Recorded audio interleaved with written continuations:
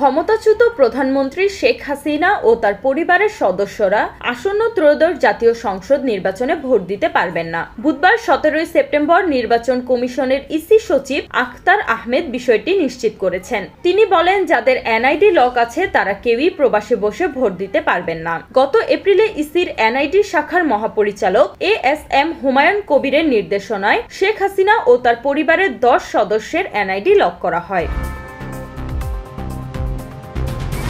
যাদের NID lock করা হয়েছে তারা হলেন রেহানা সিদ্দিক, শেখ হাসিনা, সজীব আহমেদ ওয়াজেদ, সাইমা ওয়াজেদ, শাহিন সিদ্দিক, বুশরা সিদ্দিক, টিউলিপ রিজওয়ানা সিদ্দিক, আজমিনা সিদ্দিক, রাদওয়ান মুজিব সিদ্দিক ও তারিক আহমেদ সিদ্দিক। ইসি সচিব বলেন, সংসদ নির্বাচনে ইন কান্ট্রি ও আউট অফ কান্ট্রি ভোট হবে। যারা প্রবাসে আছেন তারা অনলাইনে নিবন্ধন করবেন। এজন্য সিস্টেম ডেভেলপ করা হচ্ছে।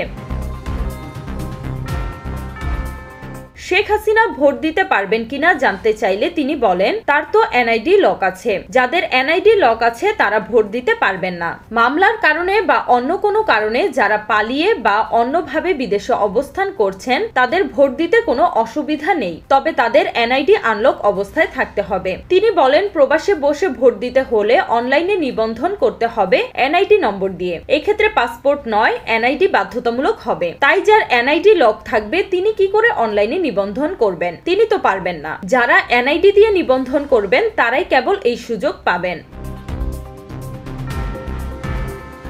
গত বছরের 5 আগস্ট ছাত্র জনতার গণ অভ্যুত্থানের মুখে দেশ ছেড়ে ভারতে অবস্থান নেন সাবেক প্রধানমন্ত্রী শেখ হাসিনা ও তার দলের নেতাকর্মীরা। এছাড়াও শীর্ষ নেতাদের অনেকে বিভিন্ন দেশে অবস্থান করছেন। ইতোমধ্যে আওয়ামী লীগের নেতাদের দলীয় কার্যক্রমের উপর নিষেধাজ্ঞা দিয়েছে সরকার, তবে তাদের ভোটাধিকার এখনো অক্ষুণ্ণ রয়েছে। তারা দলীয় পরিচয়ে ভোটে অংশ নিতে পারলেও ভোট দিতে পারবেন যারা দেশে আছেন। তবে যারা বিদেশে আছেন ও এনআইডি লক আছে তারা ভোটও দিতে পারবেন না। তবে বিদেশে থাকা দলটির কতজন নেতার এনআইডি লক আছে তা নিশ্চিত হওয়া যায়নি।